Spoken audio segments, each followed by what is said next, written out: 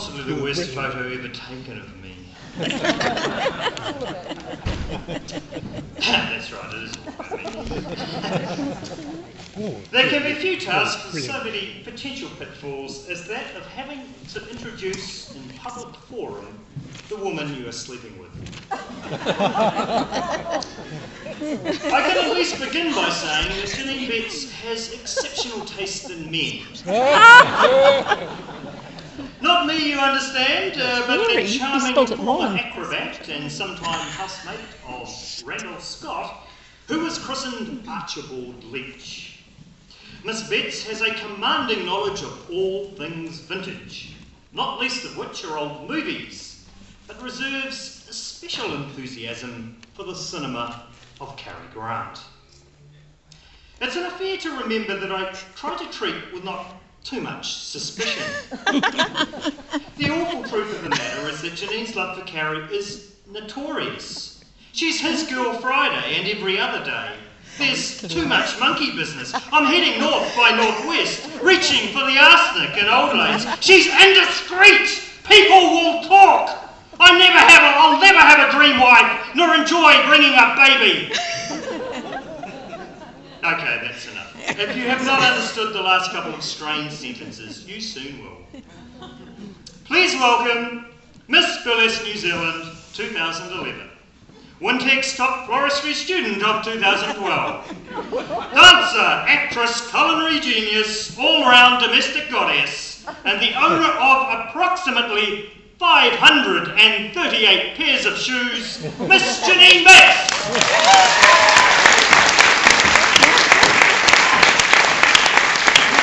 There's no E in Cary's name. Of course, C-A-R-Y.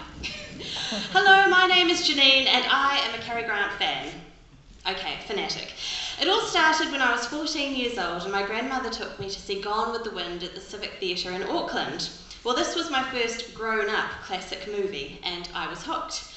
On the way home, Grandma was telling me about some of her other favourite films and film stars. She mentioned Katharine Hepburn. So the next weekend I was down at the video shop and found a Katharine Hepburn double feature of Bringing Up Baby and Sylvia Scarlett.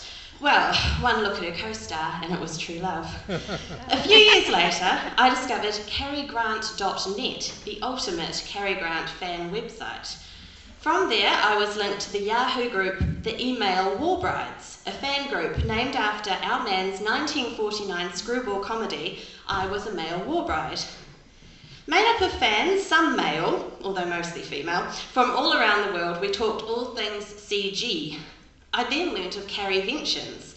I missed out on the 2007 A Cruise to Remember, but in 2009 I was on my way to Chicago with my friend Natty to celebrate the 50th anniversary of North by Northwest and Operation Petticoat. Now I don't think I've ever instantly bonded with one person so fast, let alone 18 people. Mostly American, except for us two Kiwis and Irina from Israel. We were instant kindred spirits, and the next days went in a blur of fun, laughter, and frivolity.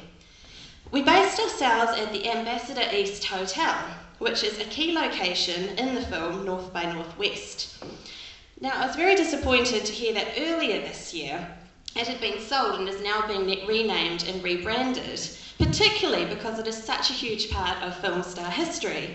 The hotel's restaurant, the Pump Room, mentioned in the Frank Sinatra My Kind of Town song, was where the creme de la creme of film stars and celebrities went to be seen when they were out and about in the Windy City. The biggest names such as Josephine Baker, Bogie and Bacall, Judy and Baby Liza, and Janine and Natty were seated at the infamous Booth 1. So exactly what does one do at a Caryvention? As well as touring film locations, we watched DVDs in the hostess suite, played trivia games, chatted away like old friends who had known each other for about 50 years, and we also hired out the Music Box Theatre to watch North by Northwest, my first time seeing Cary on the big screen, as well as my first time gorging myself silly on American candy, much to the amusements of the War Brides. We also worshipped at the feet of our handsome God and partook in Holy Communion, which in this instance came in the form of eating a cake with Cary's face on it. An exciting Caryvention tradition is the sharing of gifts with everyone. such as commemorative stamps, Christmas tree ornaments, necklaces made from dominoes. Leanne from Tennessee had the inspired idea of inviting Carrie's co-star Eva Marie Saint to join us. Not surprisingly, she declined, but she sent each of us an autographed photo, which now takes pride of place in my Cary Grant shrine. Hey, there are some war brides who have whole rooms devoted to Cary. Mine's just a little corner of our lounge, mainly made up of Cary Bensham gifts. You can see a copy of Archibald Leitch's birth certificate in the centre, and some soap made of Carrie's signature aftershave, Irish green tweed. Now, I will neither confirm nor deny the rumour that I make Richard bathe with it on special occasions. 3 weeks went all too fast, and next thing we knew, Natty and I were in New York and posing for more recreations of scenes from North by Northwest. Carrie later confirms in the movie that the theatre he has tickets to is the Winter Garden. The day we took this photo outside the Plaza's Oak Bar, I had tickets to Mamma Mia at the Winter Garden that night. Now, I also had a crazy photo taken with a plastic knife outside the UN, but it's been lost in the ether. Here I am at number 75.5 Bedford Street in Greenwich Village, which is the USA's narrowest house. It was also once owned by Cary Grant. Now, I did enjoy some non-Cary Grant movie moments in New York as well, such as meeting Oliver Platt and Lauren Graham after their performance in Guys and Dolls.